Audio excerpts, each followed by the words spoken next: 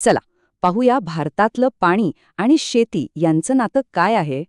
या दोन चित्रांमध्ये जमीन आसमानाचा फरक आहे, नाही का? आणि याचं कारण आहे फक्त एक गोष्ट. शेतीसाठी पाणी तर हवंच, पण पाऊस बेभरोसाचा. म्हणून एका खात्रीशीर स्रोताची गरज भासते. यावर उपाय म्हणून लोकांनी पाणी वापरायच्या पद्धती शोधल्या. याच पद्धतींना सिंचन म्हणतात.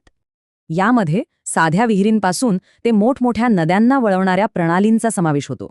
हे कालवे म्हणजे जणू काही कृत्रिम नद्याच, जे शेतापर्यंत पाणी घेऊन जातात. आणि धरणं तर खूपच महत्वाची.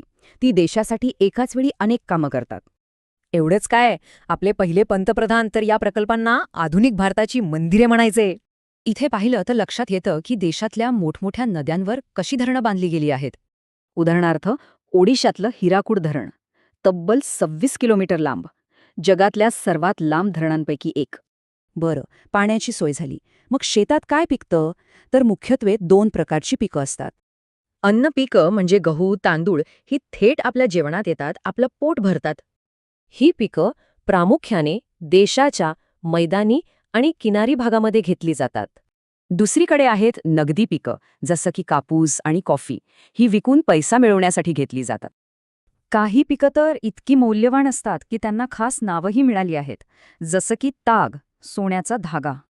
आता बघूया या सगळ्या बदलांमुळे शेतीमध्ये एक मोठी क्रांती कशी झाली.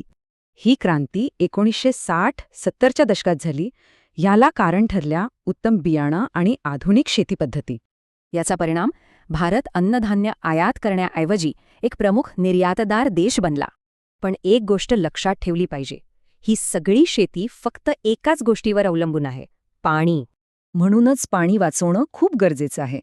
आणि याची सुरुवात आपण रोजच्या सवयींमधनं करू शकतो.